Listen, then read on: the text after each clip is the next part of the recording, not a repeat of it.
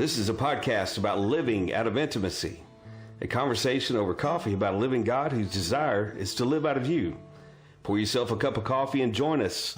I'm Jason Goodson. And I'm Johnny Taylor. And this is Coffee and Conversations.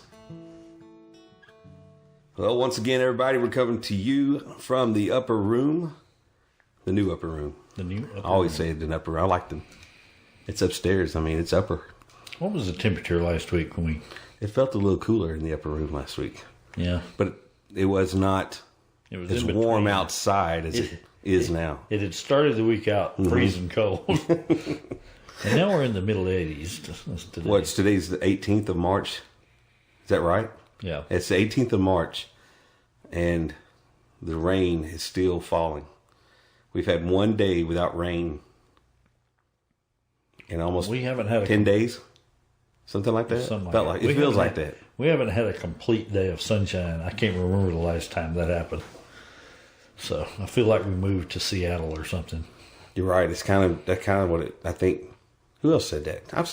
Everybody's been talking about that. It feels extremely weird. I can tell you that. I know we've had as much rain this year as Seattle has. So.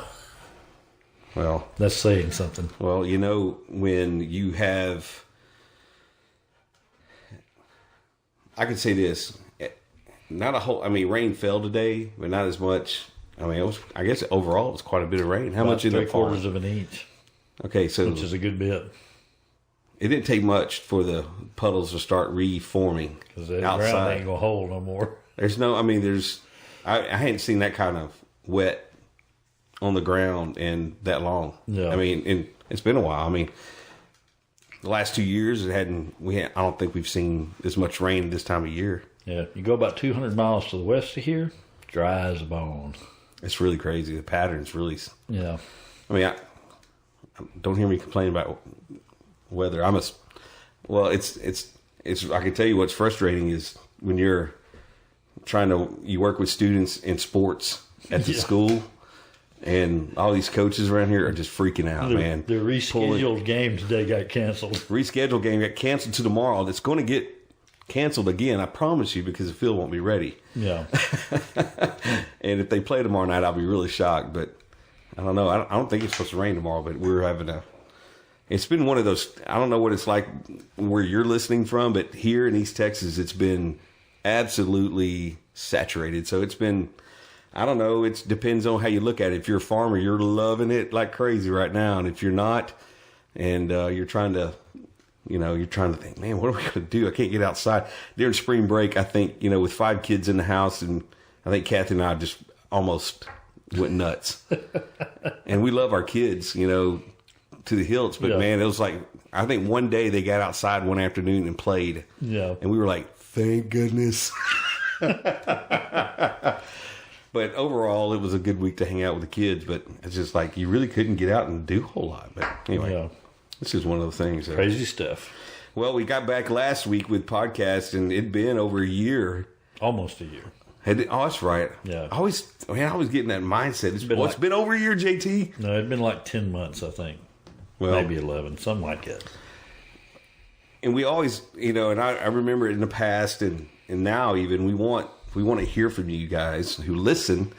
And so, when you get on Facebook and go to Coffee and Conversation Podcast, like us, but also, comment, and so really say thank you to Jessica for her comments last week. And you don't know what that means to me and JT to see what you're thinking and reading. So the comments are very special to us as well, because it's always cool to see how God's connecting with you, the listener. Yeah. And so pretty cool stuff, I was trying to remember where that comment was, so I could. It was really good. Like, I was going to say, it's worth the read. It's worth going out there and finding it. Right. It's on one of the. I was trying to find what it was. Oh, it was on the whiteboard, I believe. Post. Okay. Yeah, from last week. And the question from last week was, what's the first thing that comes to mind when you think about your relationship with God? And we had typical response and atypical, and and basically the intimacy and doing and not doing and learning just to be. And it really the comments coming back across there from Jessica was pretty cool. And so if you didn't see that, go back to the Facebook page, look on our whiteboard picture post from last week, and read what Jessica had to say. Yeah, Very good. And so we've already received a comment back on our whiteboard post. We're trying to keep those whiteboard posts coming every week. I think it's a pretty cool feature and everything. So it's kind of gets our thoughts processed and going. It seems like when we get together and do these podcasts. So it's a fun thing for us as well. And so if you're out on Twitter, you can go to Twitter at Taleo Ridge. It's TELEORIDGE, and you can follow us there and keep up with what's going on as well.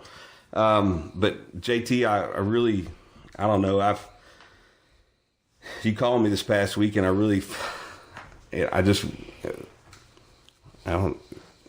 conversation got me immediately thinking about the subject matter for tonight, and I've been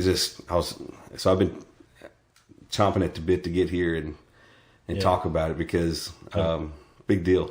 Well, we've talked about it before. But absolutely, yeah. It struck me last week because I went back and listened to last week's podcast, and I was thinking at one place, some people probably stopped listening, but then we kind of pulled it all together at the end. Yeah. And I was thinking, but some people may not have ever heard where we come from. True. And what's behind the things we talk about. Right. All the time. So. And, it's been an interesting road, hasn't it? It's been a long road. It started quite some time ago.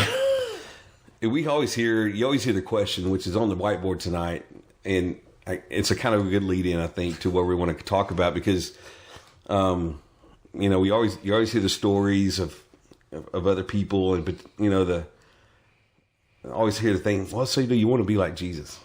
So you want to be like Jesus? Oh, you really want to be like Jesus? You really do? Yeah, and so you hear you hear questions like that, and you think, it's like,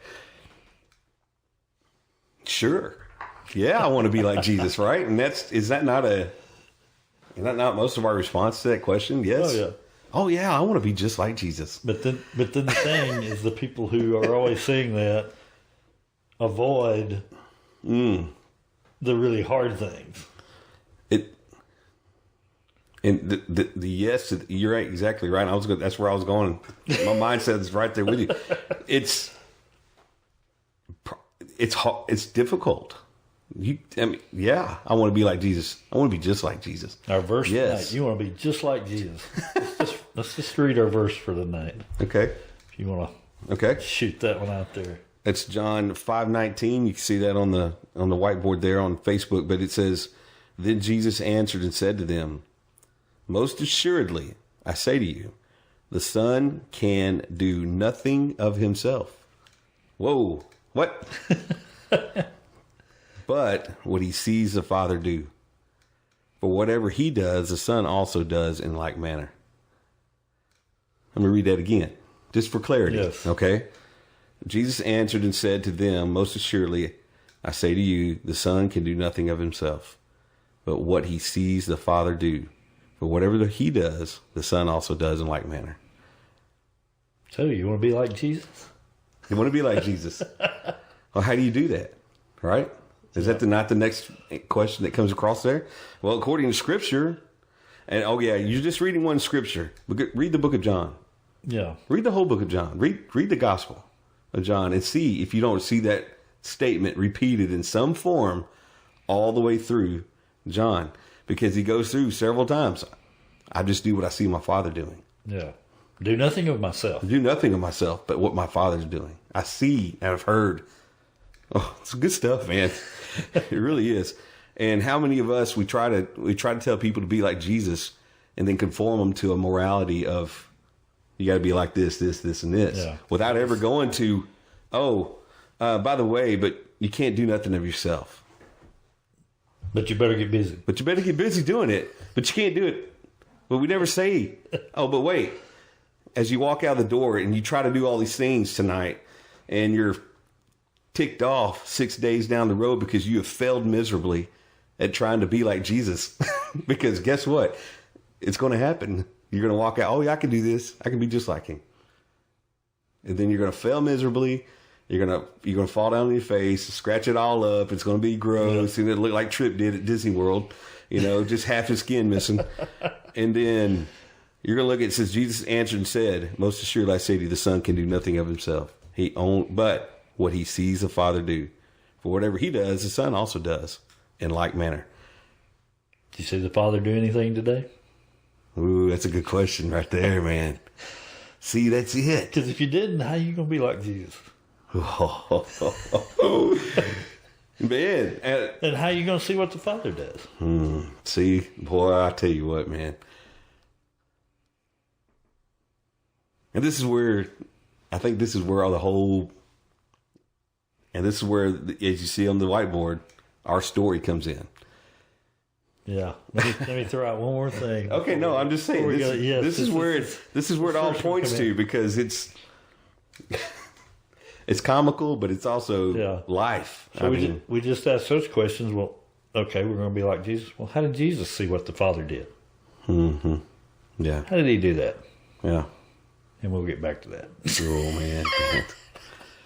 Dude, listen.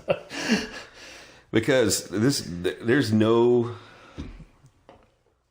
more difficult thing in life, I think, than trying to, I don't know. There's so much here that we're going to talk about, I think, within our stories. And please be patient and listen and sit back and just hear what's being said, because there's a lot of things we've gone through to get to where we are now. And and I can sit here and tell you, I'm not worried about trying to figure it out anymore. I can tell you that. But at the same time, the journey here to this spot has been, it's been treacherous at some points, but it's really been fun the whole time, ultimately. But it's exciting. JT and I. Well, I'll say something right here. Yeah. And we can bear witness of each other. Yeah. We're a couple of messed up dudes. And we laugh because we know it's true. Yeah. But we'll get around to that later too. Oh, where to start? Yeah. I guess I ought to start since mine starts earlier. Okay. Yeah. Just thinking through, why are we here? What drives us? And to understand that, I think we need to tell where we began. Right. And where I began was when I was 18. Right. I'll begin. That ain't where I began. Right. Yeah. That's where I'm going to start the story. Sure. Because I'll say, I always believed in God as far as I remember. I don't remember a time I didn't believe in God as a kid. Mm-hmm. That was just growing up in the South. God was just God. That's right. Went to church a little bit, not much. Heard the gospel quite a few times. Mm-hmm. No way you're not going to hear the gospel. Right. Living in the South. Right. Got to a point, just to make a fairly long story short, sat down with my brother one night and we just got to talking about different things. And this was the funny thing. I knew I believed in God. I don't know that I'd ever said, hey, God, you do whatever. I can't. I've looked at the world around me. It's pretty miserable shape. Most of the people I see are pretty miserable. Most of the ones that say they believe in you and have faith in you are pretty miserable. Yeah. But just got to that point that night and just said, okay, God, you do whatever. You take it. I give up. You're right. Should have left it at that. But anyway, and I didn't expect anything. Yeah. I hadn't been told. Right. I didn't know there was anything different than what I'd already been doing. Right. I was a pretty decent kid as far as decency goes and everything, But I just remember, and I don't know how to even describe it, but these are the things I didn't expect that happened. Mm-hmm. The next day, I wanted to read my Bible. It was like, I knew that was a good thing all along, but never really had a desire to do it. Right. Thought I was supposed to, but right. what desire? I wanted to be around other people that love God. Right. Those were probably the two main things, but just saw a total difference on the inside of motive. Right. Out here of what I wanted to see happen, which was very strange to me because I did not expect anything. Right. Some people will pump things up and say, okay, you're going to be this, this, and this if you do this, and talk people into making a commitment, and but I didn't expect anything. But there was major change. And when I said I should have left it at those desires and following those desires, spent the next 3 years, because of the teaching I was exposed to. And it's all God's plan. Right. So it was the things that I had to go through to get to where I am now. Mm-hmm. But all these things that I all of a sudden had a desire to do. I had a desire to talk to God. Mm-hmm. Never had that before. Yeah. All those things I had a desire and started doing from that day on. All of a sudden I was being told, these are the things you have to do. Mm-hmm. If you don't do them, God's not going to be happy. Right. And this is how if you do all these things, that's being like Jesus. Right. 3 years down the road, 3.5, something like that, I'm basically more miserable than I was the day before that all happened to begin with. Here I thought I found the answer, all this stuff changed, and now I'm looking at myself and I feel like I'm worse off than I was back then. Mm-hmm. And so it's what's the deal here? Didn't have any desire to read the Bible anymore. Really didn't have any desire to pray. Was still doing it. Right. Had been doing it. Yeah. That was part of the problem because I realized I was doing more than the leaders around me for the most that I could see. Yeah. It seemed like I was doing more than they were. And yet I was a miserable person, to say the least, to the point of like, okay, I kind of wanted to die before. Mm-hmm. Now I thought I found the answer. It doesn't seem to be the answer. Now I really want to die. This ain't worth it. Right. But remember, I had told some people I would run sound for this retreat. Now this is going to sound really stupid because it was a silence retreat and I'm running sound for it. Mm-hmm. But they had a speaker that was the only thing that anybody said all weekend was he would get up and speak. Right. For 30 or 40 minutes every night. Right. But other than that, I went and sat in my van and just stayed away from everybody. Although a friend of mine from church pointed out a book on a table. They had books you could read and stuff, and he pointed out this book. So I picked it up and I carried it with me, and I sat in my van that day and I read it. The name of it was Practice of the Presence of God. Oh my gosh. Yeah. By Brother Lawrence. And I remember sitting there, just a little short book.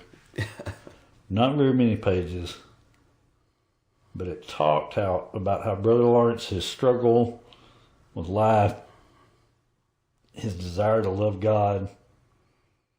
And when I was reading those words about the desire to know God and love God, it just burned. Right. And it reminded me of that day 3.5 years before. And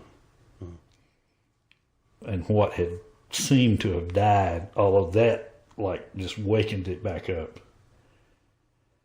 And just read that book, and I think the statement in there was, he said he wouldn't do anything except for the love of God. Yes. And he made another statement. He said he was surprised when he fell. He was surprised that he didn't do it more. Mm-hmm. And those statements just caught a hold of me. And I remember going and sitting out on the side of the lake, and I remember telling God, I don't care if I fall 1,000 times a day, I want to know you. And I'm not going to do anything ever again unless you put a desire in my heart to do it. not out of a have to, but if you put a desire that I want to do this, just like I wanted to read my Bible the day after I said, hey, you do whatever you're going to do, take over, I give up. And I quit. I gave up again. Like I said, I should have left it at that to start with. I was in the right place to begin with. And I quit everything. For 3 months, I didn't do nothing. Right. And slowly but surely, some of those things started coming back. Not on a huge scale. And one of the things I'm going to ask God one of these days when face to face is, why did my desire for Scripture never go back to what it was? Right. I can't generate that desire or anything else. Right. But I'm not going to do something unless God puts a desire in my heart to do it. I don't care what it is. Right. But anyway. Wow. Okay. My story, I'd say at the age of 16, I don't know, mine's a little different before the age of 16 than yours, simply because of the fact that I was drugged to church every time the doors were open. So I did hear the gospel in the South, like you were, different South, you know. Same gospel. Same gospel. Same belt buckle, you know, almost. It kind of clicks there. And from that period of, you know, of being baptized at the age of 8, thinking I'd been saved because somebody told me I was saved, you know, was really I felt like I probably had it all together and didn't care. But I went to church, you know, at that point. But 16, my mom asked me a question when I was 15, driving to school one morning, because I was living like hell, you know, and it was one of those things where, you know, as a mom, she was frustrated with it. And she just asked a question as we were getting up to the school to drop me off. You remember being saved when you were 8? Of course, a lot had happened between the age of 8 and 15. 7 years had gone by, and that was like a distant time had passed. The wind had been blowing since then. It was one of those things where it caught me thinking. So I had got a job out at Lake Forest Ranch that next summer, and I just remember it haunted me for almost a year. Every time I went to church, the doors open, just thinking, all right, there's something different here. But what clicked was the fact that I saw everybody with a closeness that I didn't have, and I didn't understand that. And I think ultimately, and we talked about a fellow named Michael Holt earlier. He was there the week that this happened. Yeah. And, which was kind of the connection with that. But I remember sitting down and telling him at some point during that week, that I wanted to know God. That was at the age of 16, that was my thought. And then I got to that point and just remembered a few things. And not that I was like scared of anything, but I was desperately in this process of being like, you know, I've never felt more distant from God. and never felt more, because being in church all my life, I thought I was close to God, but I never really was. And so I just remember sitting there going, all right, God, I can't do this anymore. And really, it was almost a helpless feeling for the first time, really understanding what that meant. And then, so I'd say at that point was that experience of conversion, going, all right, God, I believe in you at this point, and I can't do it. That was the main thing. I can't do it. You can, you know, me moving forward. And from like 16 to age 22, in that period of time frame, I just crammed everything I could in 6 years that I thought I needed to know about God to be a Christian and live life, and wear the hairstyle in the right direction. And you know, so I crammed in all I could. I memorized verses, read the Bible, went through all the basic. Anytime a discipleship thing was going on, I was there at, you know, even I think I even led a few of these things. Kind of like lining up those ducks with an electric cattle prod. Yes. Sign me up. I want the pain. You know what I'm saying?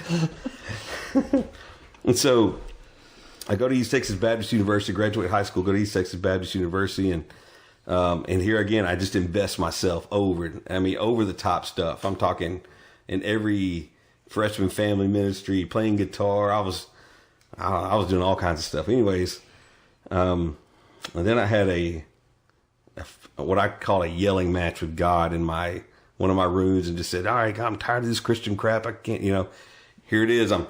I felt really saved. I knew I was saved. I had no doubt in my mind I was saved, and it just had a relationship with God.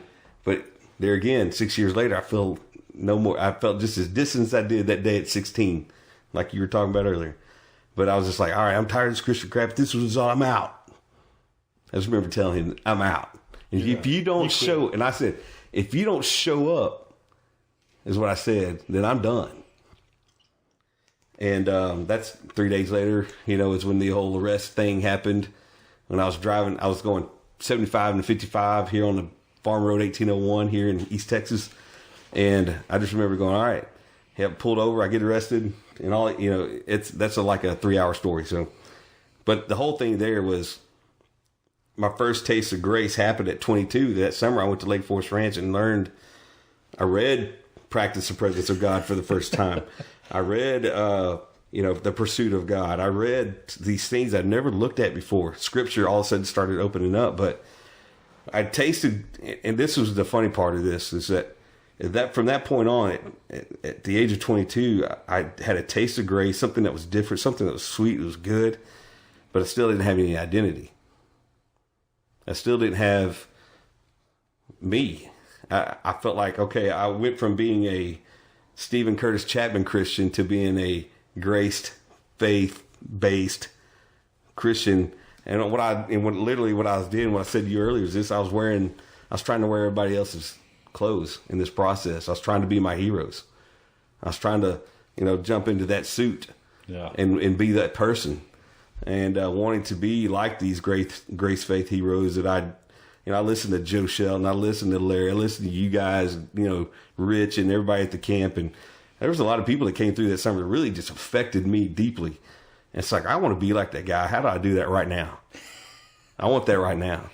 And when I discovered that I was really bad at being all those people, really bad at it. Yeah. Then it was like, okay, well, I just kind of discovered that, Kathy and I had gotten married, things happened, and we started, we separated from the camp life for several years and then came back. So probably around the age of 26 or 27, we had a few things happen, and this is where, JT and I crossed paths in 95 or 6. Yeah. In one of those years there, and but really our deep connection really hit around 2000, and where we started having our late night conversations. And I think one of the things that really connected with me there, and the importance of learning to be myself and quit worrying about being other people, and every now and then we'd get out and try to exercise and do things like that. And I don't know, this is a strange story because I never told this story on air like this before. Yeah, you had never told me this story till tonight. This is crazy. Anyways, we're sitting here riding. We're taking off to ride around the lake. I think in the first lap of our stretch or something, we'd gone around twice, we were going to go around twice, I think is what it was. And I'd been talking about identity. I've been talking about, all right, I just really felt like I'd been reading some St. Augustine at the time, and pretty deep stuff, and my heart's restless until I find my rest in thee, and all that stuff. Those little genuine, nuggets of goodness coming through those things, and and one of the things is, I say, JT, I said, I see you live your life this way, and I think we talked about, I think that's what it was. We were talking about living. Yeah. Living out a life, maybe, is what it was. Maybe one of our first conversations of this. And we're coming around the corner, and I said, well, how do you do that? And JT responds, we're riding the bike. He says, well, you just love God and be yourself. And I was like, well, I never heard that before. And I think because we'd talked about St. Augustine in this conversation as well. And that was one of the St. Augustine's big statements, was love God and be yourself. Well, that affected me. It affected me in a way that made sense for the first time. I really had a understanding that, I tried to be like these other people and both sides of the story as well. And then I was trying to conform people to be like me. How bad is that, right? Well, I think that was really when it all started to connect. That, man, I just needed to just be myself, and learning to be myself is really where it got hard. Yeah, because I'd lived as these identities in the Christian faith for so long. Otherwise, I didn't know how to be somebody else. Well, most of the time we don't know who we are to start with, so it's really hard. Yeah, right. We don't come out of an understanding of who we are. Right. It's pretty scary. Yeah. In that aspect of it. But when we started intertwining and having these conversations, that's when like I said, that's when everything started connecting for me, and all the light bulbs started going off, and because there's a lot of times and moments in those conversations where I was just like, there's no way this can be true. But all of a sudden it was like, yeah, I can see how this works. Yeah, okay. Oh, it was mostly like, yeah, but I just walked away mad a lot. I remember that. Oh. Because what was going on is it felt like I was being deconstructed, but there was nobody to build it back up. Yeah. That's what it felt like. It felt like this. Pat you on the back. Oh, you're doing a good job. Yeah, exactly. There was no, there was nothing on the horizon saying you're going to be okay.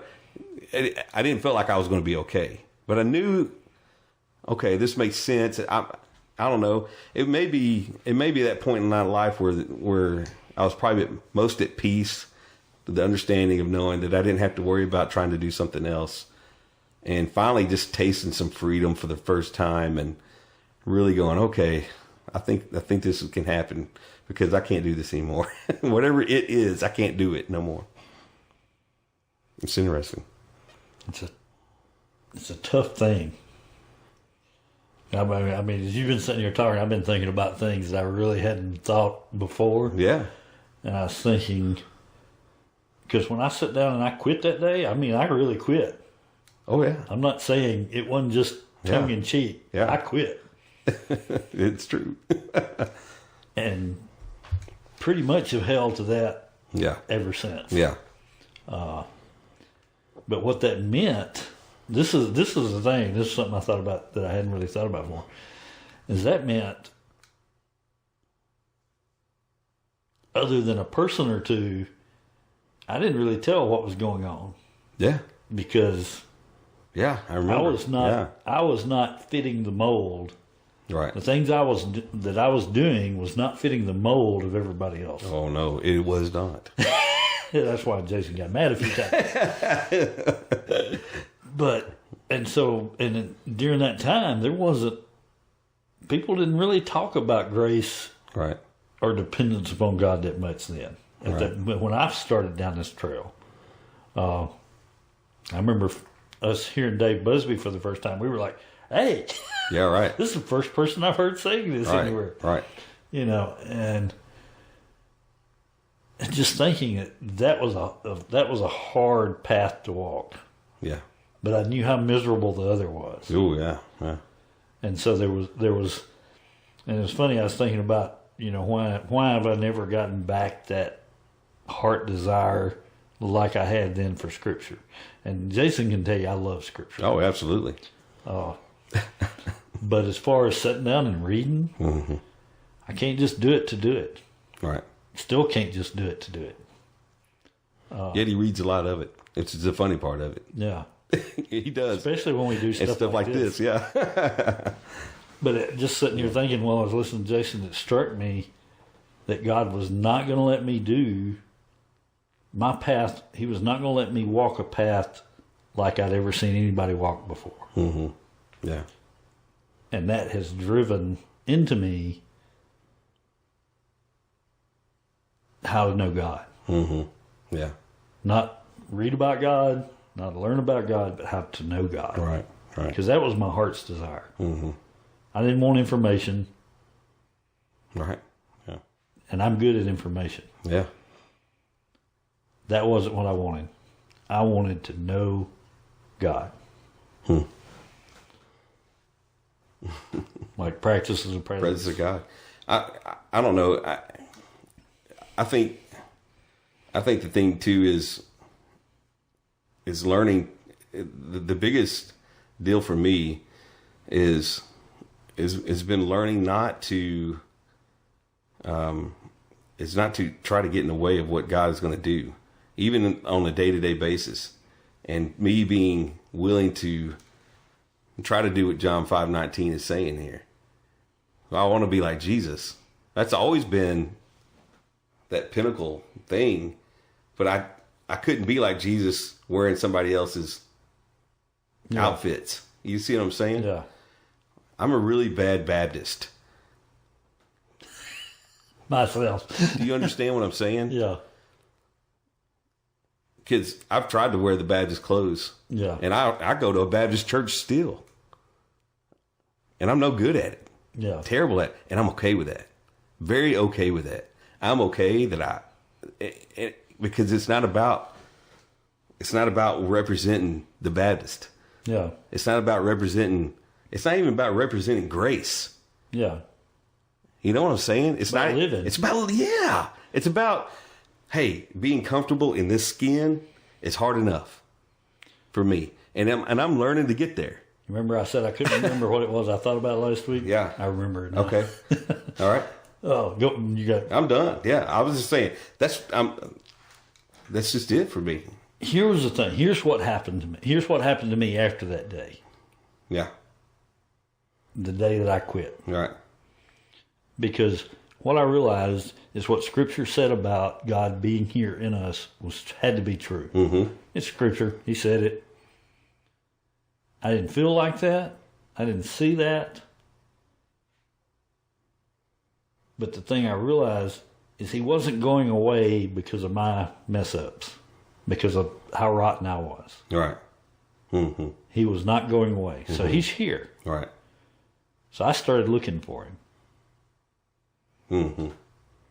I quit focusing on trying to be like Him. Right. And I started looking for Him. Mm-hmm. That's kind of like Zacchaeus climbing up. Yeah. I'm going to find him. He's here. I know it. I'm going to find him. The blind man. He couldn't see him. He could scream out. Shout it. Yeah. Yeah. He knew he was there. Right. And just thinking about that of first going from, I know He's here, I'm going to look for Him, to, okay, I'm starting to find Him here and there. Right. And just everything that's going on during the day. Right. To, I don't know He's here because He says He's here. I know He's here because I see Him. Mm-hmm. And that has gone all the way to, I expect to see Him in everything. Mm-hmm. Mm-hmm. Yeah. Everything. Right.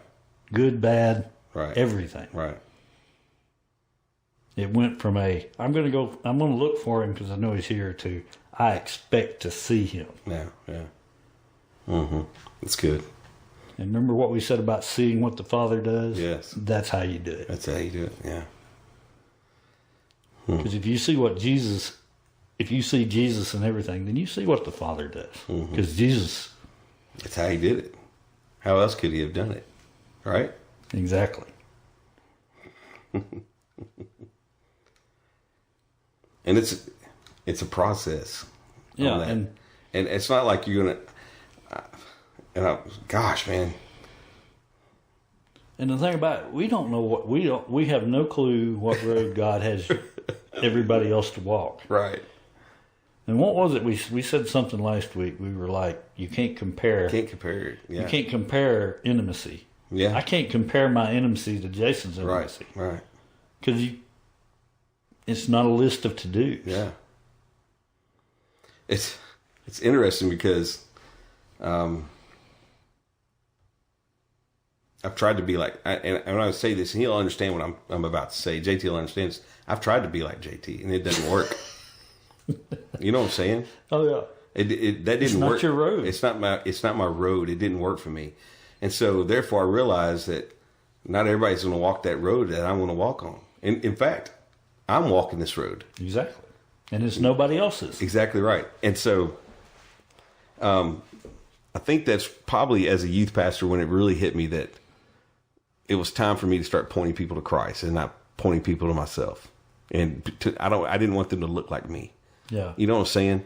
Like, but it was the idea that pointing them to Christ and in that direction, in whatever I was teaching, when I was writing songs, music, stuff, different things like that, that's been going on.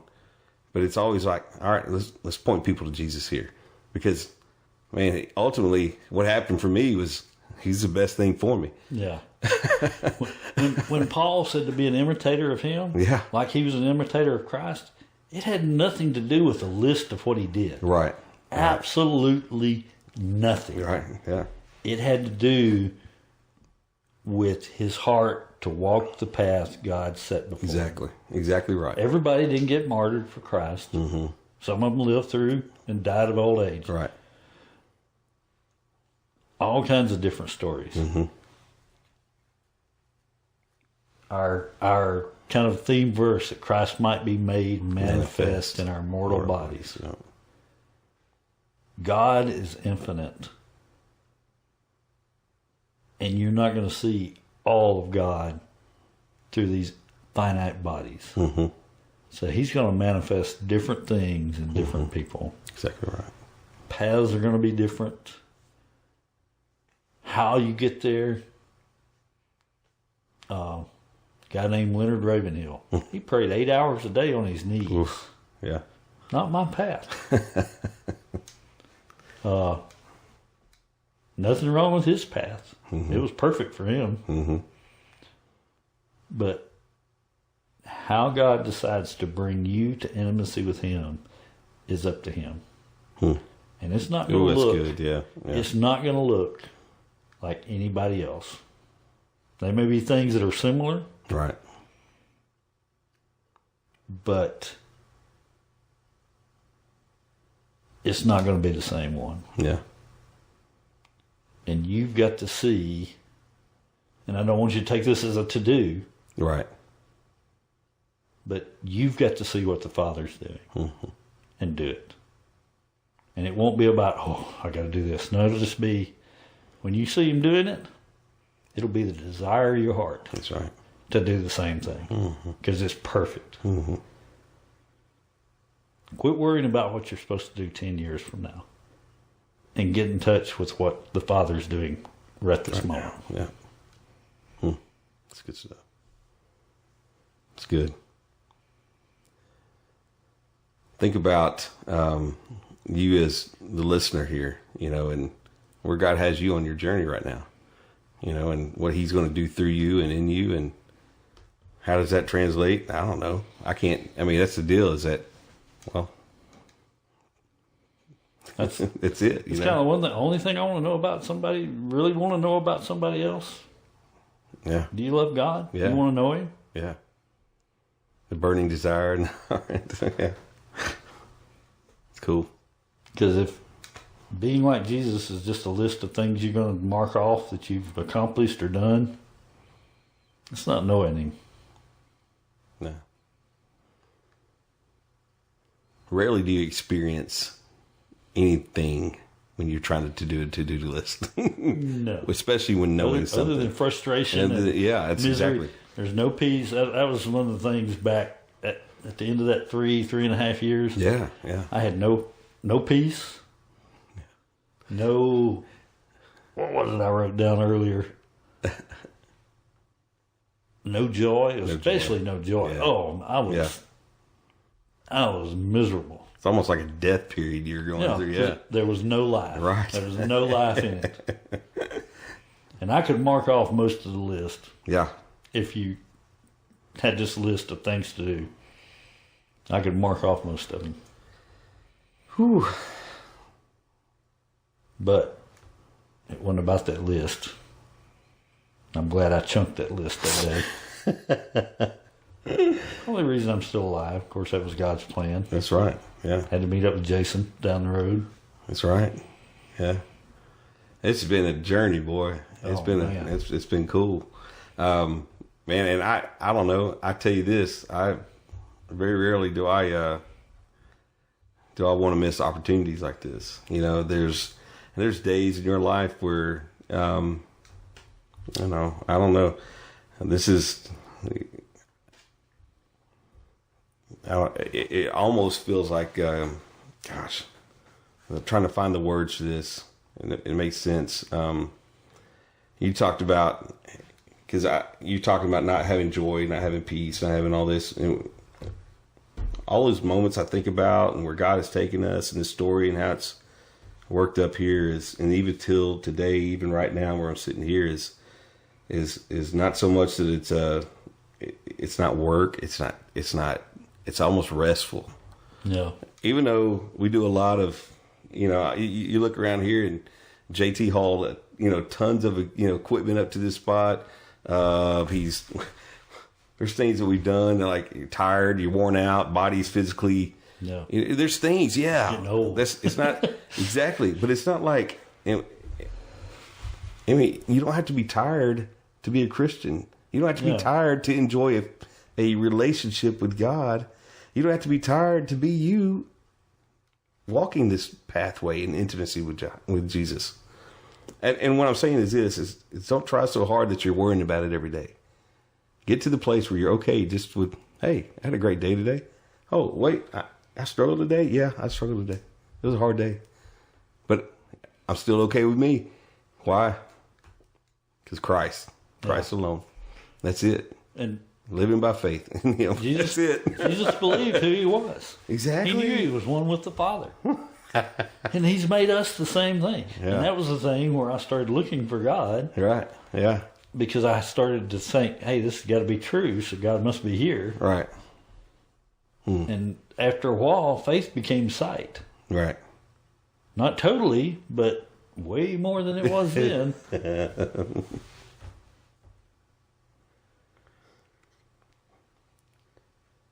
So you want to be like Jesus? Oh man, be yourself and walk in his. Just look for him. Gosh, man, that verse is such a good verse.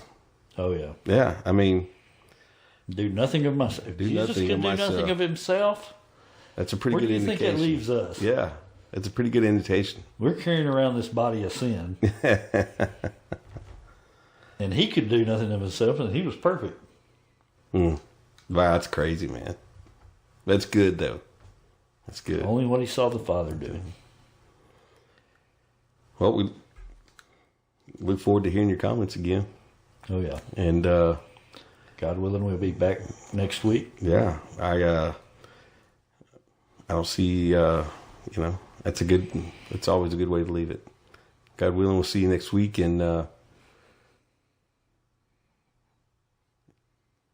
enjoy your week.